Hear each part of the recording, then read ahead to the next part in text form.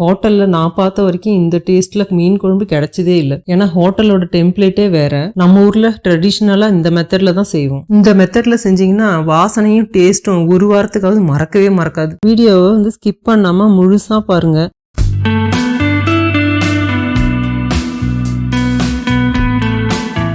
முதல்ல ஸ்டவ்வில் ஒரு கடாயை வச்சுட்டு நல்லா சூடான பிறகு இதில் நல்லெண்ணெய் சேர்த்துக்கணும். நல்லெண்ணெய் சூடாயிடுச்சு. இப்போ கடுகு சேர்த்துக்கலாம்.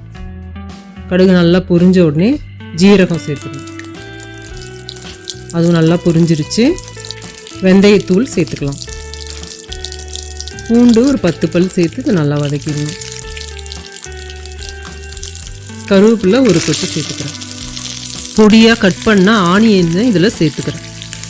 இதை நல்லா வதக்கணும். ஆனியனை பொடியாக கட் பண்ணுறது, தக்காளி நல்லா பேஸ்ட்டாக அரைக்கிறது, இதெல்லாம் எதுக்குன்னா இப்போ இருக்கிற பசங்கள்லாம் வந்து பார்த்திங்கன்னா இந்த மாதிரி சாப்பாட்டில் ஏதாவது இருந்தால் தனித்தனியாக எடுத்து வச்சுட்டு தான் சாப்பிட்றாங்க. இதில் உப்பு சேர்த்து வதக்கிக்கலாம். நல்லா அவங்களும் அதை சாப்பிடணும், உடம்புக்கும் சேரணும்னா நம்ம இந்த மாதிரி வந்து பேஸ்ட்டாக அரைக்கிறது, பொடியாக கட் பண்ணுறது, இதெல்லாம் ஒரு ட்ரிக்கு தான். நல்லா வதங்கிருச்சு. இப்போ அரைச்சி வச்சுருக்கிற தக்காளி பேஸ்ட்டு இதில் சேர்த்துக்கலாம். இதை நல்லா வதக்கணும்.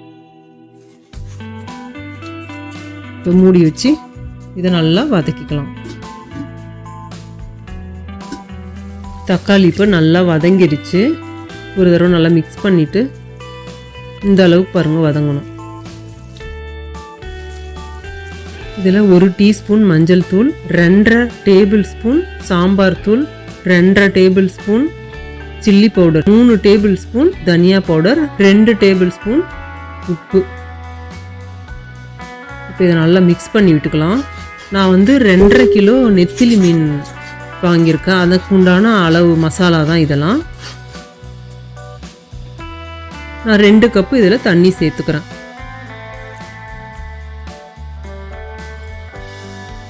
சேர்த்து இதை நல்லா கலந்து விடுங்க.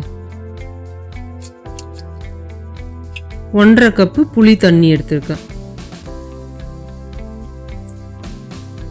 இதையும் நல்லா மிக்ஸ் பண்ணி விட்டுக்கணும். மீன் குழம்பு என்ன கன்சிஸ்டன்சியில் வேணுமோ அதுக்கு ஏற்ற மாதிரி இப்போ நீங்கள் இதில் அட்ஜஸ்ட் பண்ணிக்கலாம். நான் இன்னும் 1 கப்பு தண்ணி சேர்த்துக்கிறேன். இதை மிக்ஸ் பண்ணிவிட்டு மூடி வச்சுட்டு பச்சை வாசனை போகிற அளவுக்கு கொதிக்க விடலாம். குழம்பு நல்லா கொதிச்சு எண்ணெய் பிரிஞ்சு வந்துருக்குது பாருங்கள். இதை நல்லா மிக்ஸ் பண்ணி விட்டுட்டு அடுப்பை சிம் பண்ணிவிட்டு அரைச்சி வடிகட்டி வச்சுருக்கிற தேங்காய் பாலை இதில் நான் சேர்த்துட்றேன். நல்லா மிக்ஸ் பண்ணிவிட்டு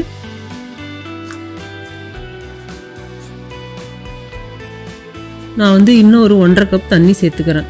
அப்போவே வந்து ரொம்ப நிறையா தண்ணி சேர்த்தோன்னா அந்த மசாலா வாசனை போய் கொதிக்கிறதுக்கு ரொம்ப டைம் எடுக்கும். அதனால தான் நான் வந்து இப்போ வந்து ஒரு 1.5 கப் சேர்த்துக்கிறேன். இதை மூடி வச்சுட்டு தேங்காய் பால் சேர்த்த உடனே ரொம்ப நேரம் கொதிக்க தேவையில்லை. ஒரு கொதி வந்தால் போதும். மீன் குழம்புங்கிறது ஒன்று தான். நீங்கள் எந்த மீன் செஞ்சாலும் இதுதான் ப்ராசஸ். கொதித்த பிறகு இப்போ நான் வந்து சுத்தம் பண்ணி வச்சுருக்கிற 2.5 கிலோ நெத்திலி மீனை இதில் நான் பொறுமையாக சேர்க்குறேன். மீன் சேர்த்துட்டு ரொம்ப கிண்டக்கூடாது, ஜென்டிலாக கிண்டணும். இதை மூடி வச்சுட்டு ஒரு 5 மினிட்ஸ் கொதிச்சா போதும். சூப்பரான மீன் குழம்பு ரெடி ஆயிடுச்சுங்க. இந்த வீடியோ உங்களுக்கு கண்டிப்பாக பிடிக்கும்னு நம்புகிறேன். ஒவ்வொருத்தவங்களோட சப்போர்ட்டும் எனக்கு ரொம்ப முக்கியம். இந்த வீடியோவை லைக் பண்ணுங்கள், ஃப்ரெண்ட்ஸுக்கு ஷேர் பண்ணுங்கள், சேனலை சப்ஸ்கிரைப் பண்ணுங்கள், கூடவே பெல் ஐக்கானையும் கிளிக் பண்ணுங்கள். மறுபடியும் நான் உங்களை ஒரு நல்ல ரெசிபியோட மீட் பண்ணுறேன். தேங்க்ஸ் ஃபார் வாட்சிங்.